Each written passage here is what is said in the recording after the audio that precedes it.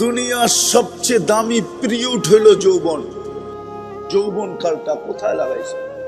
ভালো মতে বোঝো, কাজে দিবে। যদি বুঝলা আর আজকে প্রস্তুতি নিয়ত করতে পারলা, প্রস্তুতি নিতে পারলা, রব্বে কাবার কসম, আজকে যদি প্রস্তুতি নিয়ত করলাম আর প্রস্তুতি নিতে শুরু করলাম, তাইলে গন্তব্যে পৌঁছতে পারবো। আর নাইলে বড় আফসোস করতে হবে। আল্লাহর রসুল আফসোস করে গেছেন, মিসকিনুন ফাখুর।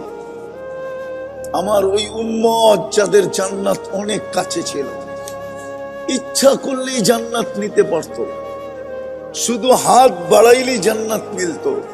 আফসোস, ওরা জান্নাত নিতে পারলো না। কালকে শুধু পানি আমি ঝরাবো না, আল্লাহর রসুলও ঝরাবে। কি করলা তোমরা? এই মজমার সামনে আল্লাহ রসুল পানি জড়াবে, কি করলা? জান্নাত তো সহজ ছিল।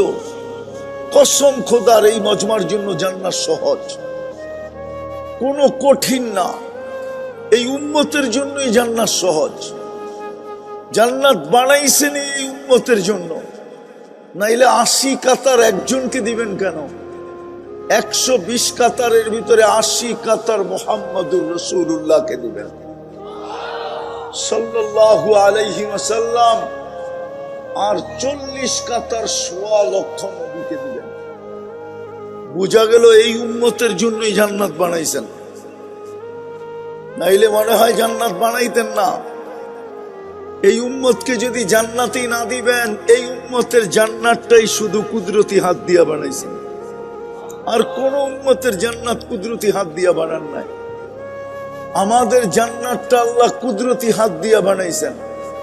কুরআন বলে, ইয়াগফির লাকুম যুনুবাকুম ওয়া ইউদখিলকুম ফি জান্নাতিন তাজরি মিন তাহতিহাল আনহার ওয়া মাসাকিন তাইয়্যিবাতান ফি জান্নাতি আদান।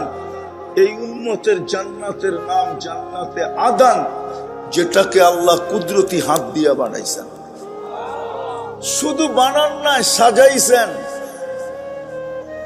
সাজানের পরে জান্নাতকে বইলা আসছেন, সাইয়্যিনি লিআউলিয়াই, আমার বন্ধুর উম্মতের জন্য এখন নিজে নিজেকে সাজাও।